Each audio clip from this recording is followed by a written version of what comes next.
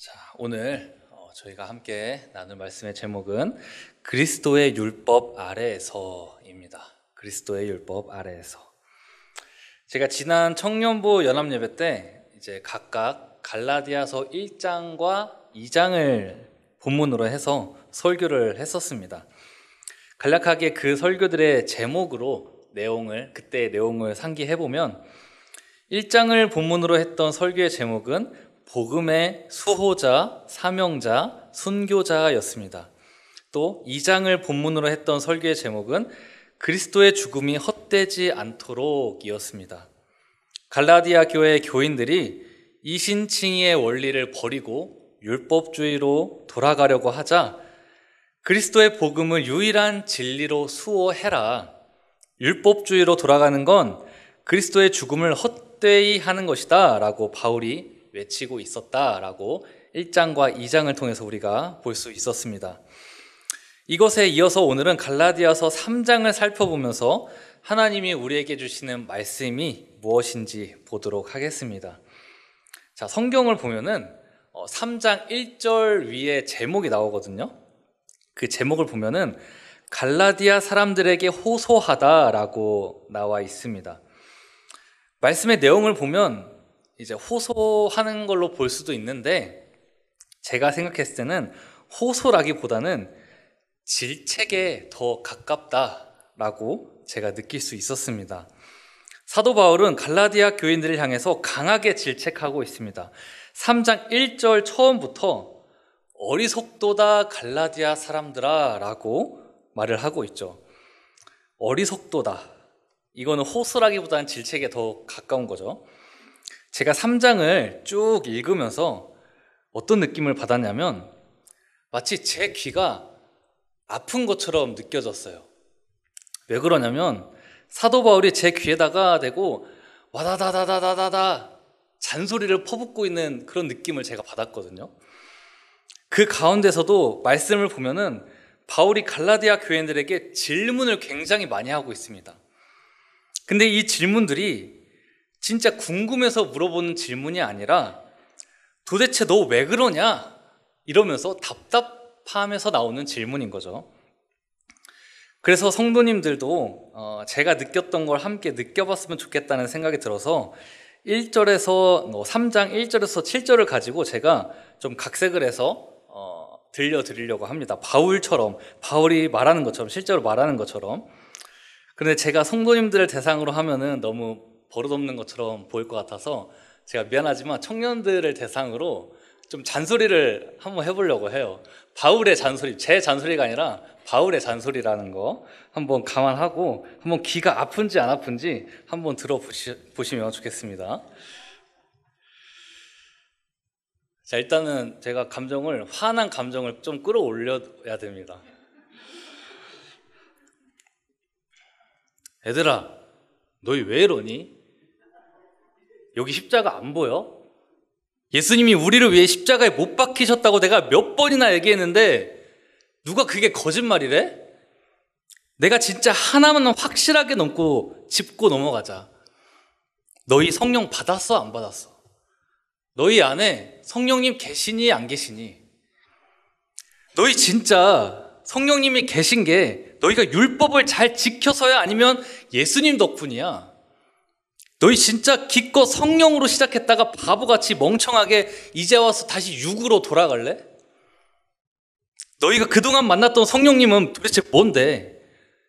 아무것도 아니었어? 너희가 만났던 성령님 아무것도 아니었어?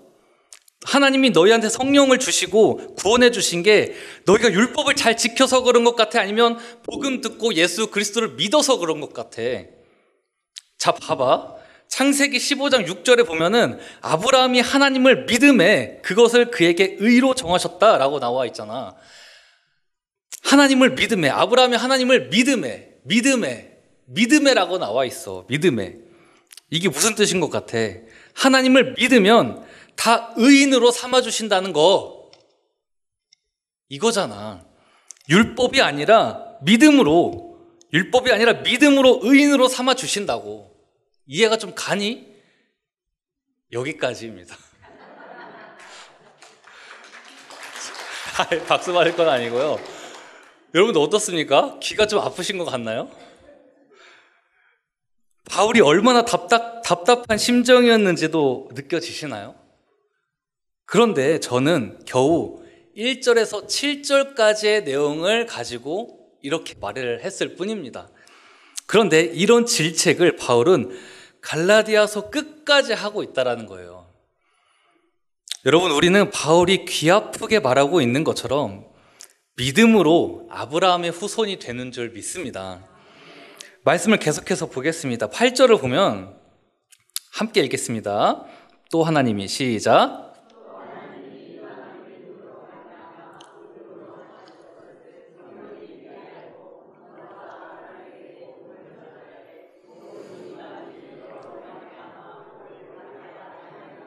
아멘.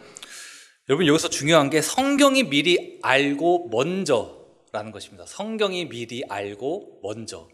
그 다음에 뒤에 보면은 이제 창세기를 인용된 말씀이 나오는데, 모든 이방인이 너로 말미암아 복을 받으리라 하였느니라. 이게 창세기 말씀을 바울이 인용한 것입니다. 여러분, 바울이 왜 여기서 아브라함 얘기를 꺼낼까요? 왜냐하면 모세의 율법보다 앞서는 것이 하나님과 아브라함의 언약이기 때문입니다. 17절을 보면은 내가 이것을 말하노니 하나님께서 미리 정하신 언약을 430년 후에 생긴 율법이 폐기하지 못하고 그 약속을 헛되게 하지 못하리라 라고 나옵니다. 여러분, 율법이 하나님과 아브라함과의 언약 몇 년 후에 생긴 거라고요? 430년 후에 생겼다는 거예요. 언약이 맺어지고 430년 후에 모세의 율법이 기록되었다라는 것이죠. 아직 율법이 생기기 430년 전에 아브라함은 이미 믿음으로 의롭다 함을 받았다는 것입니다. 아까 8절에서 바울은 이것을 성경이 미리 알고 있었다고 말하면서 창세기 말씀을 인용했다고 했습니다. 어디냐면 창세기 12장 3절을 보면은 땅의 모든 족속이 너로 말미암아 복을 얻을 것이라 라고 기록되어 있습니다. 땅의 모든 족속이, 이게 무슨 뜻이죠? 유대인들뿐만 아니라 히브리 민족뿐만 아니라 이방인들도 다 포함되어 있다는 것입니다. 그 복을 얻는 것에 유대인들뿐만 아니라 이방인들도 다 포함되어 있다는 것이죠. 그 다음에 너로 말미암아 복을 얻을 것이라, 즉 아브라함이 믿음으로 의인이 되었듯이 이방인들도 믿음으로 의인이 될 것이다 라는 이야기죠. 여러분, 아까 말씀드렸다시피 우리는 믿음으로 아브라함의 후손이 되는 줄 믿습니다. 아브라함의 뒤를 이어서 믿음으로 의인이 되는 그 계보에 우리가 들어갔다라는 것입니다. 믿음으로 의인이 됐다는 것은 이미 하나님께서 아브라함 때부터 미리 정해 놓으신 것으로 사람이 그것을 바꿀 수 없는 줄 믿습니다. 15절을 보면 함께 읽겠습니다. 형제들아, 시작. 형제들, 15절 보여주세요. 안 나와 있나요? 안 나와 있으면 제가 읽어드릴게요. 형제들아, 내가 사람의 예대로 말하노니 사람의 언약이라도 정한 후에는 아무도 패하거나 더하거나 하지 못하느니라. 아멘. 여기서 사람의 언약, 사람의 예대로 말하노니 사람의 언약이라고 나옵니다. 사람의 언약이 뭘까요? 사람의 언약은 단순한 언약이 아니라 사람이 죽기 전에 작성하는 유언을 의미합니다. 유언. 여러분, 지금도 고인의 뜻을 존중한다는 의미에서 유언을 되도록이면 지켜주죠. 예를 들어서 어떤 사람이 죽으면서 자기 재산을 전부 다 사회에 환원한다고 유언을 남겼습니다. 그의 자식들은 유산을 한 푼도 못 받는 것에 대해서 조금 섭섭할 수도 있고 억울할 수도 있겠죠. 하지만 그의 자식들은 그래도 보통은 자식된 도리로서 내 부모님의 그 유언을 지켜드립니다. 이러한 관례가 있다는 것이죠. 그런데 이러한 관례가 신약 시대에도 있었던 것입니다. 따라서 바울은 사람의 관습으로 봐도 유언의 내용을 폐하거나 바꿀 수 없는데 무려 하나님이 율법보다 먼저 세우신 언약을 너희가 어떻게 바꾸려고 하느냐? 율법을 언약보다 앞에 세우는 건 하나님의 뜻을 어기는 것과 같은 것이다 라고 바울은 이야기하고 있는 것입니다. 그리고 바로 다음 16절에서 바울은 중요한 성경 해석을 해줍니다. 16절을 한번 보겠습니다. 16절 한번 같이 읽어보겠습니다. 시작.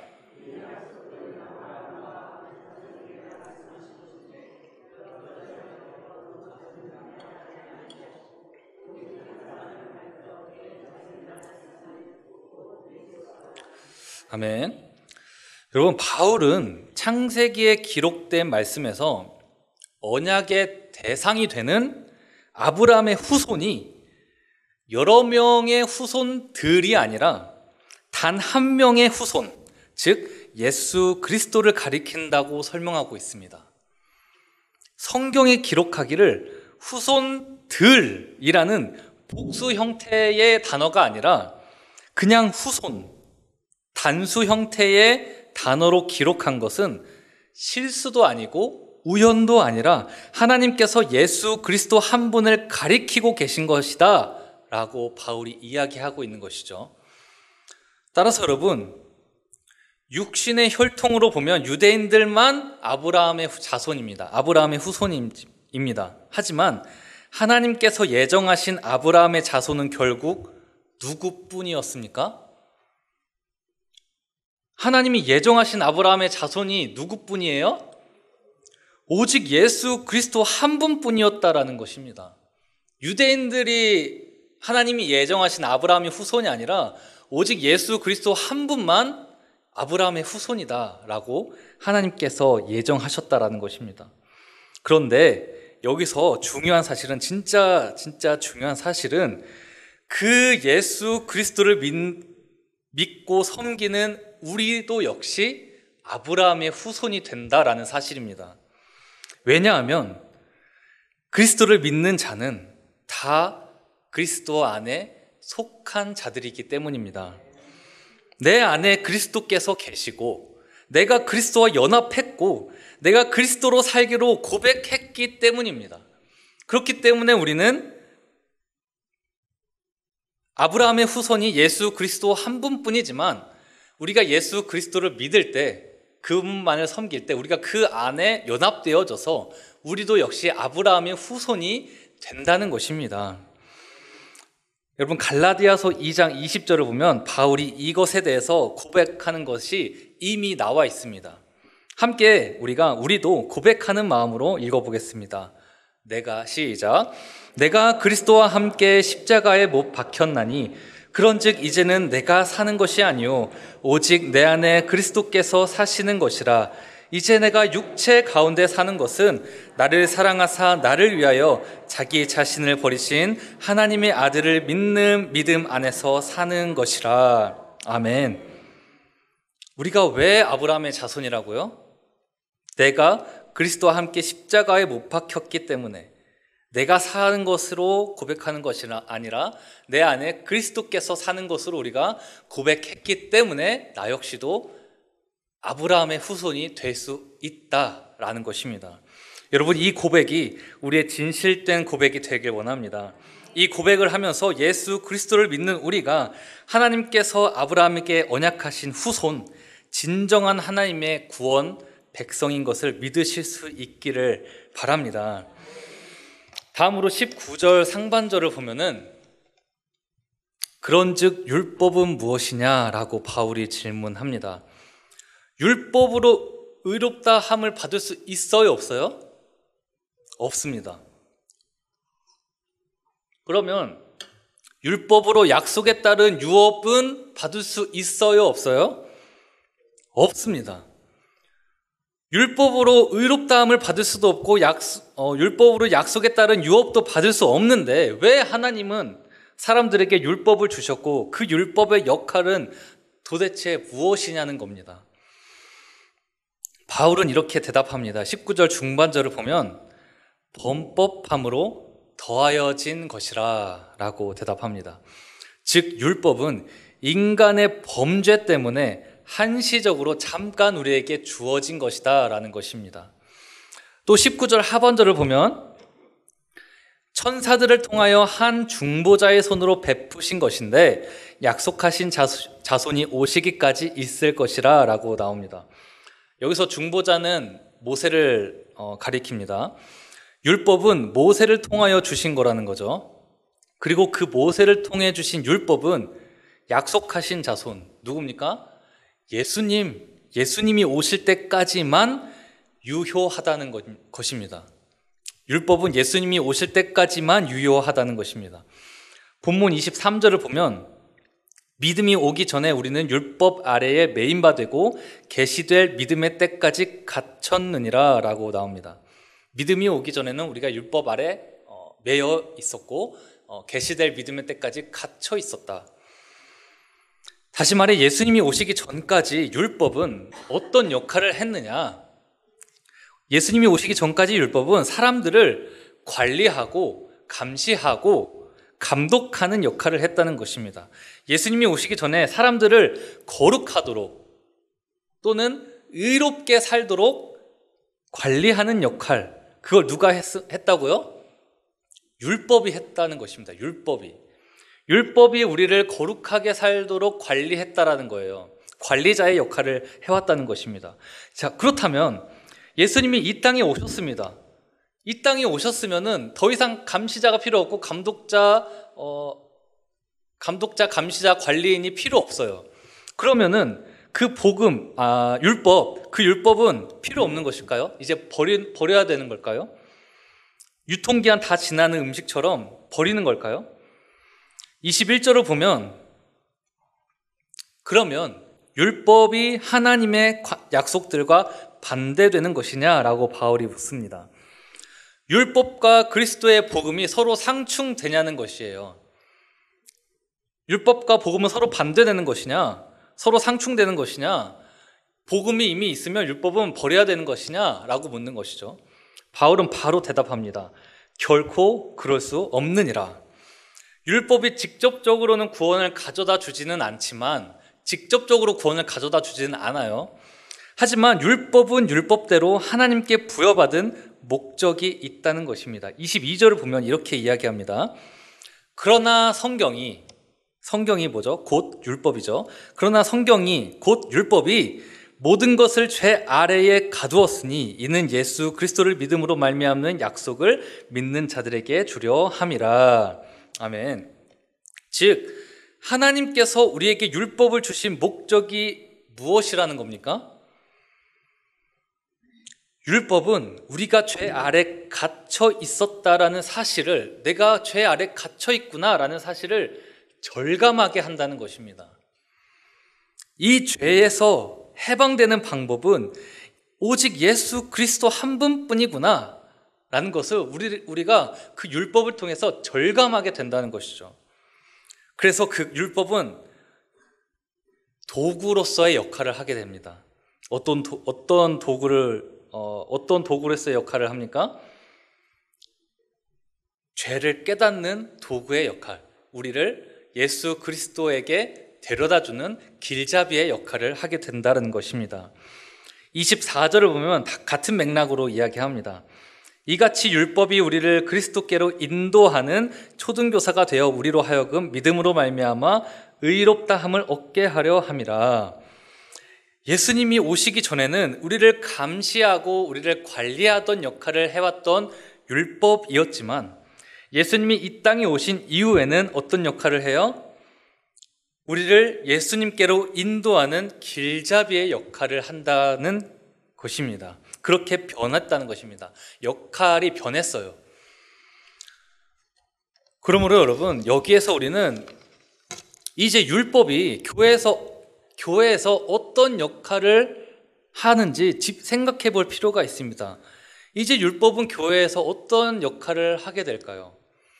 먼저 율법은 내가 죄인임을 깨닫고 주님께로 나아가게 하는 길잡이 역할을 하게 된다고 이야기했습니다. 이제 율법은 더 이상 예전처럼 사람들을 편가르기 하는 기준이 될 수 없습니다.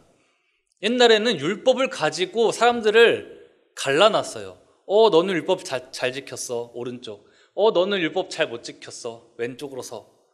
이렇게 나눴단 말이에요. 죄인과 의인을 나눴어요. 율법으로 같은 성도들 사이에서 우월한 성도와 열등한 성도를 나눴다라는 것입니다. 하지만 이제는 그럴 수 없다라는 것입니다. 율법으로 그런 편가르기를 할 수 없다라는 것입니다. 난 10개의 율법을 지켰는데, 난 10개의 말씀을 지켰어. 야, 근데 넌 몇 개 지켰냐? 뭐야, 5개밖에 못 지켰어? 너보다 내가 더 좋은 신앙이냐? 너보다 내가 더 좋은 그리스도이냐? 내가 너보다 믿음 좋아. 이렇게 할 수 없다는 것입니다. 따라서 이제 우리는 율법을 오직 나 스스로가 예수께로 나아가기 위한 도구로서만 삼아야 할 줄 믿습니다. 나 스스로에게만 적용해야지 남에게 적용하면서 그 남을 정죄할 수 없다라는 것입니다. 그리고 율법, 두 번째입니다. 율법, 곧 모세의 율법이죠. 이 모세의 율법은 새로운 그리스도의 율법을 만드는 역할을 맡게 됩니다. 예수님은 모세의 율법을 어떻게 요약하셨죠? 하나님을 사랑하고 내 이웃을 사랑하라. 이렇게 아주 간단하게 요약을 해주셨어요. 이게 너희에게 주는 새로운 계명이다라고 하셨죠. 하지만 여기서 우리가 오해하지 말아야 할 것은 예수님이 요약해 주신 사랑하라는 계명이 모세의 율법을 완전히 대체하지는 않는다는 것입니다. 한마디로 모든 것을 사랑으로 퉁칠 수 없다는 것이죠. 모든 것을 사랑으로 퉁칠 수 없다라는 것입니다. 모든 것을 사랑으로 퉁치기에는 우리는 그렇게 지혜롭지가 못합니다. 우리가 지혜로워야 사랑으로 모든 것을 퉁칠 수 있는데 우리는 지혜롭지 못해요. 예수님은 할 수 있어요. 예수님은 지혜의 주민이시기 때문에 그렇게 할 수 있는데 우리는 그렇게 할 수 없어요. 모든 율법이 사랑이라는 한 단어로 요약되어 있으니까 이제 율법책은 안 봐도 돼. 이제 말씀 안 봐도 돼. 그냥 사랑이야, 사랑. 야, 무조건 사랑이야. 성경 그냥 덮어놓고 사랑만 베풀면 돼. 이렇게 하는 것은 지나친 비약이라는 것입니다. 왜냐하면 우리 인간은 정답이 한 가지인 인생을 살지 않기 때문입니다. 정답이 한 가지인 인생을 살지 않습니다. 예를 들어서 자식을 훈육함에 있어서도 자식을 훈육할 때 사랑으로 훈육한다. 다 동의하시죠? 사랑으로 훈육해요. 그런데 사랑하기 때문에 벌을 줄 때도 있고 사랑하기 때문에 용서해 줘야 할 때도 있는 것입니다. 이것을 어떻게 판단합니까, 여러분? 나는 내 자식을 너무나 사랑해. 근데 이때 내가 내 자식을 벌을 주고 훈육을 할 건지, 엄하게 훈육을 할 건지, 아니면 괜찮아, 용서를 해줄 것인지, 이거 어떻게 판단하십니까? 여러분, 우리는 그렇게 지혜롭지 못합니다. 그래서 이거 판단할 수가 없습니다.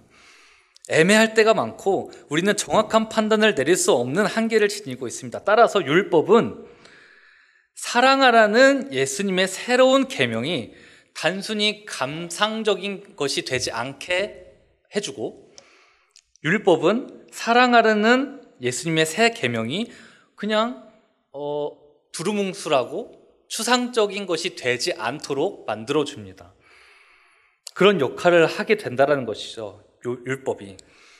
기본적으로 우리가 예수님의 새로운 계명을 따라 사랑으로 행동을 하려고 하지만 답을 내리기 애매하고 곤란한 상황마다 우리는 율법을, 하나님의 말씀을, 성경을 들여다봐야 할 줄 믿습니다. 덮어놓고 예수님은 사랑하라고 했으니까 오케이, 사랑하자, 이게 아니라 하나님, 이때 내 자식을 저는 너무나 사랑하는데 어떻게 가르침을 줘야 할까요? 하고 말씀을 열어야 된다는 것입니다. 여러분, 따라서 우리에게는 그리스도의 사랑으로 재해석된 말씀, 즉 그리스도의 율법이 필요한 줄 믿습니다.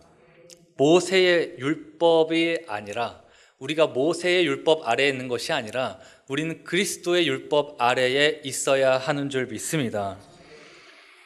여러분, 우리가 그리스도의 율법 아래에 있다는 것은 우리가 주님의 종으로 매이게 된다라는 것입니다. 주님의 종으로 얽매이게 된다는 것입니다. 26절을 보면 바울이 말합니다. 함께 읽을까요? 너희가 시작.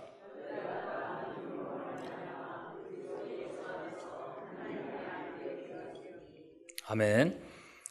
여러분, 저는 이 구절이 이렇게 읽혀졌습니다. 좀 다르게 읽혀졌어요. 한번 봐보세요. 너희가 다 믿음으로 말미암아 그리스도의 율법 아래에서 주님의 종이 되었으니 라고 읽혀졌습니다. 제가 이 3장 말씀을 묵상하면서 이 26장 말씀이 이렇게 방금 말한 것처럼 읽혀졌어요. 방송실 넘겨주시겠어요? 너희가 다 믿음으로 말미암아 그리스도의 율법 아래에서 주님의 종이 되었으니, 하나님의 아들이 되었으니가 주님의 종이 되었으니로 읽혀졌다라는 것입니다. 여러분, 우리가 하나님의 자녀가 된다는 건 아이러니하게도 하나님의 종이 된다는 것과 같은 말인 줄 믿습니다.